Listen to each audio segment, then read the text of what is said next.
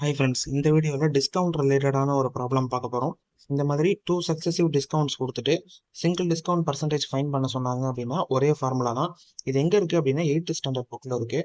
So formula பாருங்கள், X plus Y minus X Y divided by 100. So இப்போ எக்ஸோட value வந்து இது 25%, ஒய்யோட வேல்யூ 20%.